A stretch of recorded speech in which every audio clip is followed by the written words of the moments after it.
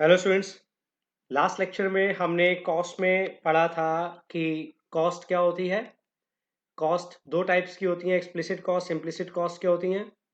फिर हमने पढ़ा था कि शॉर्ट रन कॉस्ट क्या होती हैं।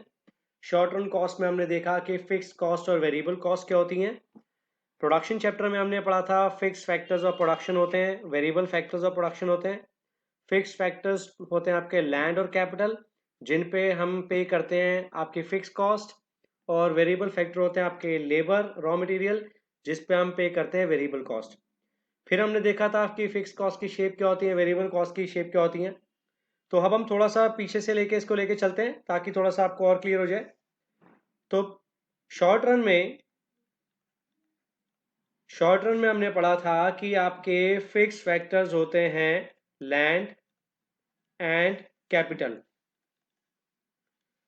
और फिक्स फैक्टर्स पे जो प्रोड्यूसर है वो बियर करता है आपकी फिक्स कॉस्ट, लैंड पे बियर करता है रेंट, और कैपिटल पे बियर करता है आपकी इंटरेस्ट, जो कि आपकी क्या बन जाती है, फिक्स कॉस्ट। सेम वे में वेरिएबल फैक्टर प्रोडक्शन में आपके होते हैं लेबर, फॉर एग्जांपल, और लेबर पे आप वेरिएबल कॉस्ट बियर करते हो वेजेस। ठीक है। तो शॉर्ट पीरियड में हमने दो चीजें पढ़ी थी कि in short period fix cost remains fixed and does not change.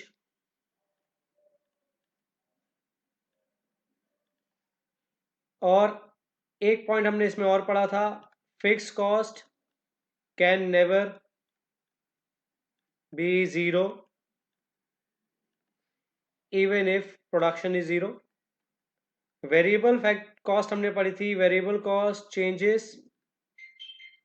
With change in level of output. और दूसरा हमने पढ़ा था कि variable cost can be zero at zero level of output. ठीक है। तो ये बेसिक चीज़ें हमने पढ़ी थी कि शॉर्ट पीरियड में fix cost remain fix and do not change, और fix cost can never be zero even at zero level of output, और variable cost changes with the change in the level of output, and variable cost can be zero at zero level of output.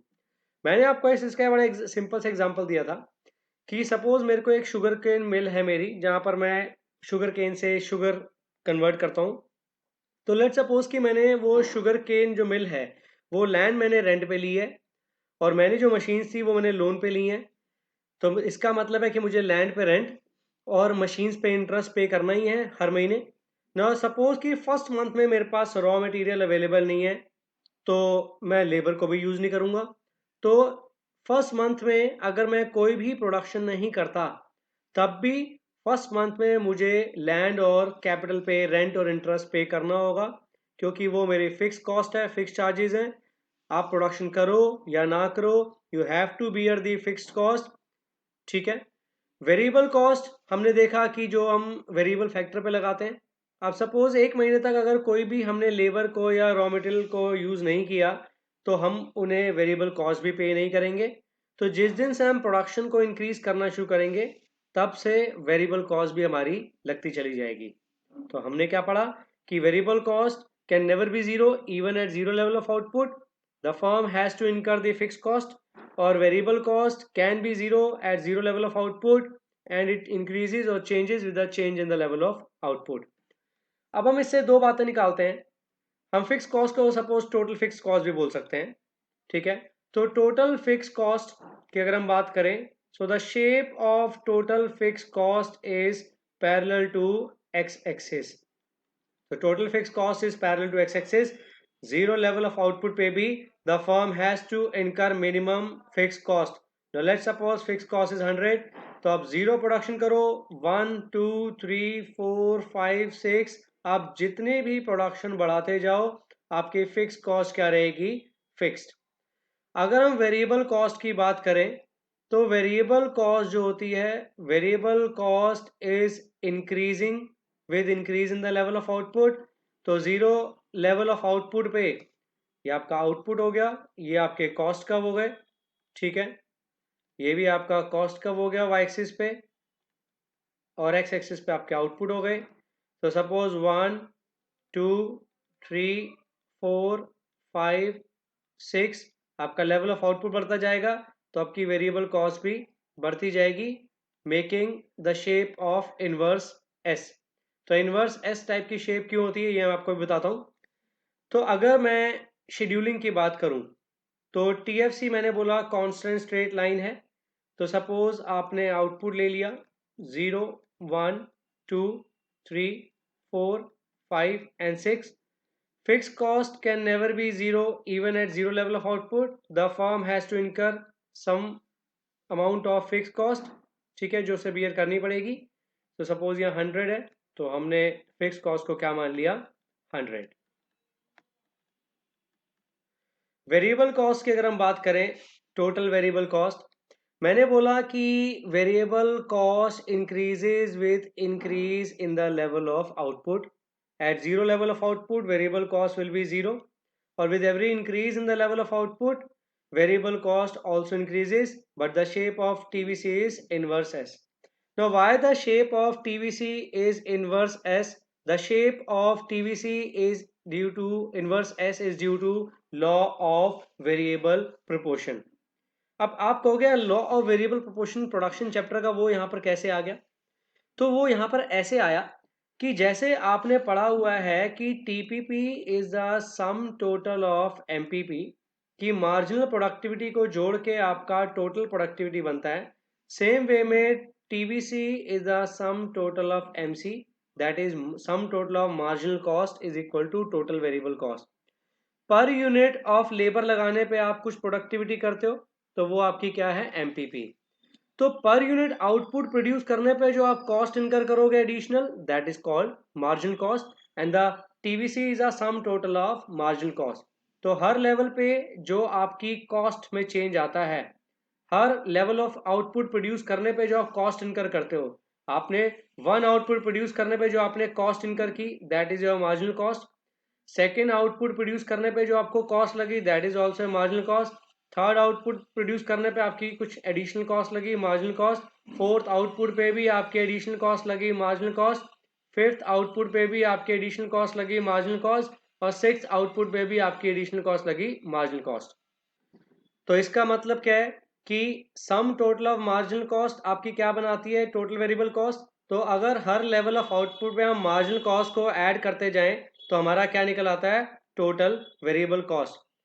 तो अब marginal cost क्या है, marginal cost की shape क्या है, और TVC का सम से क्या निकल के आएगा, ये हम देखते हैं अभी इसको। हमने प्रोडक्शन चैप्टर में पढ़ा था कि shape of MPP is inverse you. ये हमने पढ़ी थी शेप, कि एमपीपी की शेप क्या होती है, इट इज इनवर्स यू। कि जैसे जैसे आप लेबर को बढ़ाते जाते हो, वैसे वैसे आपकी प्रोडक्शन में चेंजेस आते हैं। पहले आपकी प्रोडक्शन बढ़ती है, एक पॉइंट पे मैक्सिमम होके फॉल करती है, फिर जीरो होके नेगेटिव हो जाती है। ठीक है, ये हमने एमपीपी के केस में पढ़ा था, आपको याद होगा, यूनिट्स ऑफ वेरिएबल फैक्टर। ठीक है, अब मार्जिनल कॉस्ट, मैंने आपको बताया था कि कॉस्ट के जितने भी ग्राफ हैं they are the mirror image of आपके प्रोडक्शन चैप्टर। तो what is the shape of marginal cost?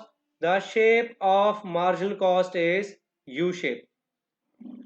तो shape of marginal cost is U shape curve due to law of variable proportion. तो हम क्या लिखेंगे यहाँ पे, ये तो हो गया आपके कॉस्ट कर्व्स, यहाँ पर हो गया आपका आउटपुट।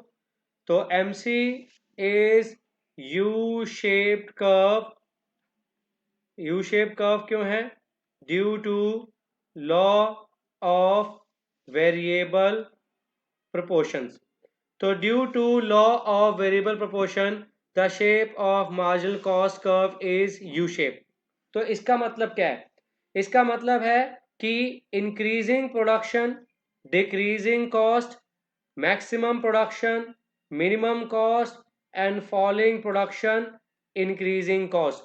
तो कहने मतलब है, इनिशियली जब प्रोडक्शन बढ़ती है, अब जैसे जैसे आप लेबर को एम्प्लॉय करते हो, आपकी प्रोडक्शन बढ़ती है, और जैसे जैसे एडिशनल लेबर को लगाओगे प्रोडक्शन बढ़ाने के लिए, वैसे वैसे आपकी प्रोडक्शन बढ़ेगी। लेकिन जब प्रोडक्शन बढ़ेगी, आपकी प्रोडक्शन इंक्रीजिंग रेट इंक्रीज कर रही है, तो इसका मतलब आपकी कॉस्ट शुरू में डिक्रीज करेगी।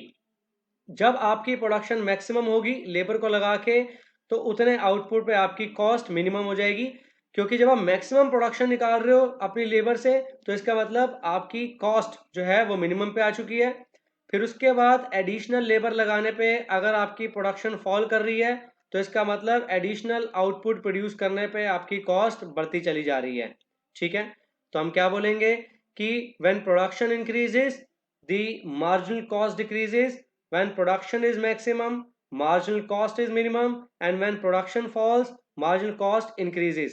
तो यही हमने एमपीपी में पढ़ा था। Due to law of variable proportion, with every additional increase in level of factor, the production increases, then it falls and becomes negative। तो इसीलिए MC curve is U-shaped curve due to law of variable proportion। That means आप क्या लिखोगे इसका answer? When production increases, the cost declines. When production is maximum, the cost is minimum. When production falls, the cost increases। So that makes the shape of MC curve U-shaped curve। ठीक है, अब इसी के साथ साथ मैं आपको बता दूं एमसी की डेफिनेशन क्या हुई। फिर मार्जिनल कॉस्ट अगर हम इसको ऐसे देखें, तो MC is the change in TVC upon change in output, और TVC N minus TVC N minus one. और आपको याद होगा प्रोडक्शन में हमने क्या पढ़ा था, MPP equal to change in TPP upon change in units of variable factor, और TPP N minus TPP N minus one. तो जो चीज़ हमने प्रोडक्शन में पढ़ी थी वही चीज़ हमारी कॉस्ट में है, बस फर्क ये है कि प्रोडक्शन का बिल्कुल उल्टा है। और प्रोडक्शन का उल्टा क्यों है? क्योंकि शुरू में अगर आप लेबर को बढ़ा रहे हो और प्रोडक्शन इंक्रीज कर रही है, तो उसी लेबर से जो आउटपुट बढ़ रही है, तो कॉस्ट आपकी डिक्लाइन कर रही है। आपके मोस्ट एफिशिएंटली अगर रिसोर्सेज बेटर प्रोडक्टिविटी दे रहे हैं, तो इसका मतलब आपकी कॉस्ट गिरती जा रही है। फिर एक पॉइंट के बाद अगर आपकी प्रोडक्टिविटी कम होती जा रही है, तो इसका मतलब आपके लिए वो कॉस्ट बढ़ती जा रही है। ठीक है, तो इसलिए MC is U shape curve due to law of variable proportion, जो आपकी एमपीपी को इनवर्स यू बनाता है। और MPP is TPP N minus TPP N minus one, और MC is TVC N minus TVC N minus one. तो what will be the definition of MC? marginal cost, the definition of marginal cost would be the additional cost incurred when additional unit of output is produced। तो additional output produce करने पे जो आप additional cost incur करते हो, that is called marginal cost. ठीक है, now हमने एक चीज देखी थी कि टीपीपी टीपीपी की शेप जो थी, टीपीपी की शेप आपकी इनवर्स यू बनी थी ऐसे। टीपीपी की शेप आपकी ऐसे बनी थी, क्यों? अगर मैं इसी के साथ यहाँ पर आपको एमपीपी के साथ ही प्लॉट करके दिखा दूं, तो ये शेप आपकी ऐसी क्यों बनी थी? TPP was increasing at increasing rate, क्यों? Because MPP was increasing. फिर पॉइंट ऑफ इन्फ्लेक्शन के बाद TPP was increasing at decreasing rate, उसके बढ़ने का रफ्तार कम होती जा रही थी, क्यों? Because MPP was falling. फिर TPP was falling when MPP was negative. तो ये हमने पढ़ा था, सिंपल था। तो इसमें हमने क्या देखा था कि TPP was the sum total of MPP. तो जो भी एमपीपी में चेंज आता था वो टीपीपी के रेट को, इंक्रीजिंग रेट को चेंज करता था, क्योंकि TPP was some total of MPP. तो जो भी टीपीपी में चेंज आता था वो किसकी वजह से आता था? एमपीपी की वजह से। तो यहां पर मैंने बोला कि जो भी चेंज आएगा टीवीसी में, किसकी वजह से आएगा? एमसी की वजह से, because TVC is the sum total of MC. तो अगर मैं यहां पर प्लॉट करूं टीवीसी की शेप एमसी की शेप की वजह से, अगर मैं टीवीसी की शेप बनाता हूं एमसी की वजह से, ये टीवीसी है और सपोज ये एमसी है, we know that shape of MC is U shape curve. ठीक है, और टीवीसी की शेप आपकी बनती है इनवर्स एस। तो हम इसको कैसे बोलेंगे? TVC is increasing at decreasing rate, क्यों? टीवीसी इनिशियली बढ़ तो रहा है, लेकिन उसकी हर बार टोटल वेरिएबल कॉस्ट आपकी हर बार बढ़ रही है, लेकिन उसकी बढ़ने की रफ्तार कम होती जा रही है। क्यों? क्योंकि शुरू से ही मार्जिनल कॉस्ट आपकी फॉल कर रही है। हमने यहाँ देखा कि शुरू में मार्जिनल कॉस्ट फॉल क्यों करती है, क्योंकि शुरू में प्रोडक्टिविटी एफिशिएंटली काम कर रहे हैं वर्कर्स, तो प्रोडक्टिविटी इंक्रीज कर रही है, इसीलिए शुरू में मार्जिनल कॉस्ट फॉल करती है। तो TBC is increasing at decreasing rate because MC is falling. तो जहां पर एमसी मिनिमम है वहां पर टीबीसी का क्या है, पॉइंट ऑफ इन्फ्लेक्शन। ठीक है, तो ये पॉइंट ऑफ इन्फ्लेक्शन हो गया। इस पॉइंट ऑफ इन्फ्लेक्शन के बाद TVC is increasing at increasing rate because MC is rising. ठीक है, तो हम क्या बोलेंगे, तो हम यहां बोलेंगे कि TVC is initially increasing at decreasing rate as long as MC is falling. After point of inflection where MC is minimum, TVC is increasing at increasing rate because MC is rising। ठीक है, तो MC U shape होने की वजह से TVC की shape inverse S बन रही है। पहले इनिशियली इंक्रीज करता है डिक्रीजिंग रेट पे, फिर इंक्रीज करता है इंक्रीजिंग रेट पे आफ्टर पॉइंट ऑफ इन्फ्लेक्शन। तो अगर आप प्रोडक्टिविटी और कॉस्ट के देखें तो बिल्कुल इसके उल्टा जो है वो आपका कॉस्ट का बनता है। आई होप यहाँ तक कोई आपको डाउट नहीं होगा। अब एक बार देखते हैं कि जो अपने पीछे जो ऊपर हम बना रहे थे कि टीवीसी की वैल्यू हम कैसे रखेंगे, तो वो किसके बेस पे, टीवीसी की जो आप वैल्यूज प्लॉट करोगे न्यूमेरिकली वो किसके बेस पे करोगे, एमसी के बेस पे, क्योंकि we know that TVC is the sum of MC. तो एमसी का टोटल क्या बन जाता है, टीवीसी। और हमें पता है कि एमसी की शेप क्या है, एमसी की शेप यू शेप है। तो सपोज अगर मुझे वैल्यू प्लॉट करनी है with every output increase, her output के साथ अगर मुझे वैल्यू प्लॉट करना है, तो वन आउटपुट पे सपोज हो गया 40, सेकंड पे हो गया सपोज 30, अगले पे हो गया 20, फिर सपोज हो गया आपका 30, फिर let suppose 40, 50 and so on. तो यही वैल्यू मैं वहां पर प्लॉट करके आपको दिखाता हूँ जरा। तो लेट सपोज हमने मार्जिनल कॉस्ट ले लिया आपका जीरो पे जीरो है। फिर पहले हमने देखा कि मार्जिनल कॉस्ट पहले फॉल करती है फिर उसके बाद बढ़ती है। तो 40, 30, 20, 30, 40 and 50, and the sum total of marginal cost is total variable cost। तो 0 plus 40, 40, 40 plus 30, 70, 70 plus 20, 90, 90 plus 30, 120, 120 plus 40, 160 और 160 plus 50, 210। तो ये हो गया आपका टीवीसी। तो हमने क्या लिया शुरू से कांस्टेंट, टीएफसी सॉरी, और टीवीसी क्या हो गया, टीवीसी यहां से लेकर हम ध्यान से देखें तो यहां तक क्या हो रहा है, यहां तक क्या हो रहा है, यहां तक TVC is increasing at decreasing rate.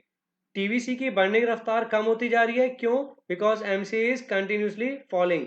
40, 30, 20 का गैप, तो TVC is increasing at decreasing rate because MC is continuously falling. और इस पॉइंट के बाद TVC is increasing at increasing rate, 30 का गैप, 40 का गैप, 50 का गैप। तो TVC is increasing at increasing rate because MC is continuously increasing. तो ये मैं आपको अभी दोबारा एक बार दोबारा डिटेल में इनके रिलेशनशिप के साथ समझाता हूँ। तो ये आपका हमने देखा कि TVC is a sum total of marginal cost, और जो मार्जिनल कॉस्ट में चेंजेस आते हैं वही आपके टोटल वेरिएबल कॉस्ट के रेट ऑफ इंक्रीज को चेंज करते हैं। और फिक्स कॉस्ट आपकी फिक्स रहती है पैरेलल टू एक्स एक्सिस, क्योंकि जीरो लेवल ऑफ आउटपुट पे fix cost can never be zero, और with every increase in the level of output fix cost remain constant. ठीक है, सो अगर कोई आपसे पूछे कि what is the relationship between TVC and MC, तो आप क्या बोलेंगे। पहले तो आपको पता ही है कि TVC is the shape is inverse है और MC is U shape curve.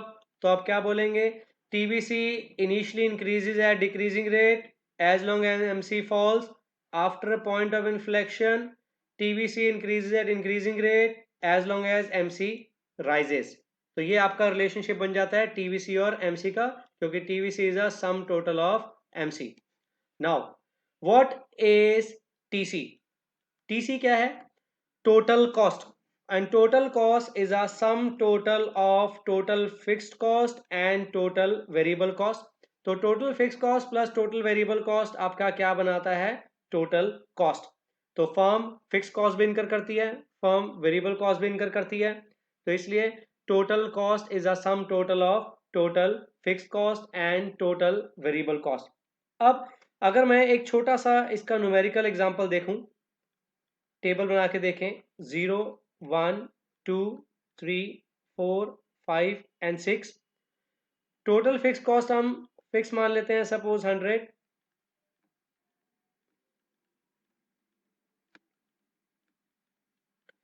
Total variable cost निकालने के लिए हमें मार्जिनल कॉस्ट पता होना चाहिए। मार्जिनल कॉस्ट की शेप क्या होती है? You shape. तो मैं यू शेप के हिसाब से वैल्यू ले लेता हूँ। 0 लेवल पे आपकी marginal cost nil, 1 level of output पे पहले हम मार्जिनल कॉस्ट फॉल करेंगे, उसके बाद इंक्रीज दिखाएंगे। तो सपोज 40 30 20, फिर उसके बाद इंक्रीज दिखा देते हैं 30 40 एंड 50। और सम total of marginal cost is total variable cost. तो 0 लेवल पे आपकी वेरिएबल कॉस्ट 0 होती है, तो 0। फिर MC अगर 40 है तो 1 लेवल पे जो आपकी MC 40 है तो TVC भी आपकी 40 होगी। तो 0 plus 40 40, 40 plus 30 70, 70 plus 20 90, 90 plus 30 120, 120 plus 40 160, और 160 प्लस 50 210। अब ये आपका बन गया TVC। अब हमें निकालना है total cost, and we know that total cost is a sum total of fix cost plus variable cost. तो 0 लेवल पे 100 प्लस 0 100, 100 प्लस 40 140, 170 190 220 260, और 100 प्लस 210 हो गया आपका 310। तो ये आपकी होगी टोटल कॉस्ट। अगर आप देखें गौर से तो आपको क्या पता लगता है कि 0 लेवल ऑफ आउटपुट पे जो आपकी फिक्स कॉस्ट है वही आपकी टोटल कॉस्ट है, क्योंकि 0 लेवल पे TVC इज 0। तो इसलिए 0 लेवल पे TFC is equal to TVC। तो जो TVC TC का जो कर्व है वो कहाँ से स्टार्ट होगा? आपका TVC वाले पॉइंट से। ठीक है, अब इसको अगर हम ग्राफिकली प्लॉट करके देखें तो ये किस तरीके से बन के निकल के आएगा आपका, और उसका रिलेशनशिप हम कैसे समझाएंगे। TVC आपका सपोज 100 है, तो हमने यहाँ पर क्या ले लिया? TVC 100। तो total fix cost is 100। So TFC is constant straight line parallel to x axis। TFC 0 level पे 0 नहीं होता, कुछ ना कुछ फिक्स कॉस्ट इनकर करनी होती है। TVC आपका 0 लेवल पे 0 होता है, और with every increase in the level of output TVC also increases. ये हमने देखा due to marginal cost the shape of TVC is it initially increases at decreasing rate and after point of inflection it increases at increasing rate. TC जो हमने देखा, TC is a sum total of TFC plus TVC। तो 0 level पे जो TFC होता है वही आपका TC होता है। तो जो 0 लेवल पे आपका TC जो 0 लेवल पे आपका TFC होता है वही आपका TC होता है। तो इसलिए TC कहाँ से शुरू होगा? इसी 100 पॉइंट से। The shape of TC is parallel to TVC। क्यों? The difference between TFC plus TVC is TC. So the difference between TC and TVC is TFC, और TFC थ्रू आउट कॉन्स्टेंट रहता है। TFC थ्रू आउट कॉन्स्टेंट रहता है हर level of output से, इसलिए the difference between TC and TVC is TFC which remain constant. इसलिए हर level of output पे change क्या रहेगा? आपका कॉन्स्टेंट। तो इसलिए TC TVC के पैरेलल जाएगा। तो आप कैसे लिखेंगे इसका? सबसे पहले आप लिखेंगे TFC is constant straight line parallel to x-axis। TFC can never be 0 at 0 level of output, it remain constant throughout। TVC can be 0 at 0 level of output, TVC increases with increase in the level of output। TVC initially increases at decreasing rate, and after a point of inflection TVC increases at increasing rate due to law of variable proportion। TC is a sum total of TFC plus TVC. So TC will start from the point where TFC starts. So TC also increases at decreasing rate initially and then increases at increasing rate। TC is parallel to TVC because the difference between TC and TVC is TFC which remain constant throughout। तो ये हो गया आपका relationship between TC, TVC and TFC, और ये हो गया आपका टेबल या शेड्यूल या numerical example for TC, TFC and TVC। तो ये हमने एक पोर्शन खत्म कर लिया total fix cost, total variable cost और टोटल कॉस्ट का। नेक्स्ट लेक्चर में हम स्टार्ट करेंगे आपके एवरेजेस कि एवरेज कॉस्ट क्या होती है, एवरेज वेरिएबल कॉस्ट क्या होती है और एवरेज फिक्स कॉस्ट क्या होती है और उनका रिलेशनशिप आपस में क्या होता है, और मार्जिनल कॉस्ट के साथ उनका रिलेशनशिप क्या होता है। और ये आज हमने क्या देखा, relationship between TC, TFC and TVC. तो ये हमने रिलेशनशिप देखा टीसी, टीएफसी और टीवीसी का। नेक्स्ट लेक्चर में हम स्टार्ट करेंगे relationships of averages. Till then, thank you so much.